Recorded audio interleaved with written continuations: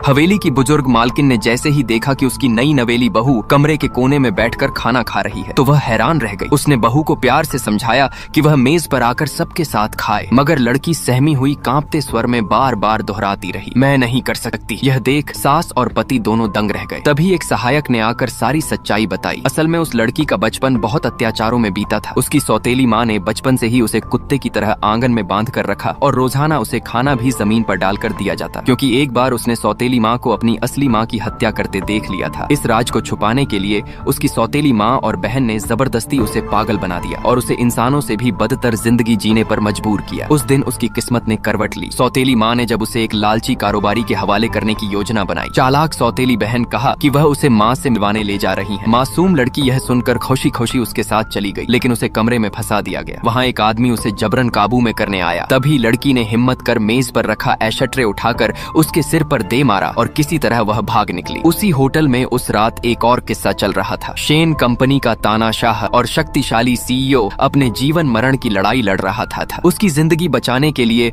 शुद्ध यिन वाली स्त्री की जरूरत थी। कई औरतें उसके पास लाई गईं, पर कोई काम नहीं आई। ज्योतिषी ने कहा था अगर उसका जोड़ीदार न मिला तो वह मर जाएगा। निराश सीईओ ने अकेले ही मौत का इंतजार करने का निश्चय किया, लेकिन जैसे ही वह निकला जहर भड़क उठा और उसी पल उस होटल की छत पर पहुंची भागती हुई उस सहमी हुई लड़की से टकरा गई। उनकी आंखें मिलीं और चमत्कार हुआ। उसके पास आते ही उसका दिल जोर से धड़क उठा। किस्मत ने वहीं से उनके जीवन की डोर जोड़ दी। अगली सुबह लड़की को कुछ भी याद न रहा और वह बिना किसी परवाह के होटल छोड़कर निकल गई। जाते जाते अनजाने में कीमती झिड़की ताबीज होटल में भूल गई और सीईओ ने उसे पाकर तुरंत समझ लिया कि वही उसकी जीवन रक्षक है और आदेश दिया कि उसे किसी भी हालत में ढूंढा जाए। उधर लड़की घर लौटी तो पिता और सौतेली माँ ने उसकी असफलता पर क्रोध निकाला और उसे अंधेरी कोठरी में बंद कर दिया। तभी टीवी पर खबर आई कि इस जेड ताबीज की मालकिन को ढूंढा जा रहा है और वह सीईओ की भावी पत्नी होगी। सौतेली माँ और बहन ने तुरंत ताबीज को हथिया लिया और लड़की की जगह बहन को सीईओ के सामने पेश कर दिया। लेकिन जब वह सीईओ के करीब गई तो कोई असर न हुआ और तब सीईओ को यकीन हो गया कि उसे धोखा दिया जा रहा है। उसकी माँ ने तब एक खतरनाक योजना बनाई। जब वे लोग लड़की को मेडिकल चेकअप के लिए अस्पताल ले गए तो सच्चाई सामने आई। लड़की गर्भवती थी। डॉक्टर ने सलाह दी कि उसकी सेहत ठीक नहीं है, बच्चा गिराना बेहतर होगा, लेकिन लड़की अपने बच्चे को बचाने के लिए डॉक्टर से भाग खड़ी हुई। किस्मत से सीईओ भी वहाँ अपनी बीमार माँ से मिलने आया था, पर जैसे ही वह बाहर निकला वह उसी लड़की से टकरा गया। पर लड़की ने जैसे ही सौतेली माँ और बहन को आते देखा वह वहाँ से भाग खड़ी हुई। तभी उसके सहायक ने सबूत लाकर दिखाए। असल में उस रात उसके साथ वही लड़की थी जो आपसे अभी टकराई थी। जैसे ही सीईओ को यह पता चला तो उसने अस्पताल का हर कोना ढूंढने को कहा और इधर चालाक सौतेली बहन और उसकी माँ ने अस्पताल में ही उसे पकड़वा लिया और बुरी तरह पीटने लगी। लड़की रो रो कर दया की भीख मांग रही थी। वह जैसे ही उसे मारने वाले थे तभी सीईओ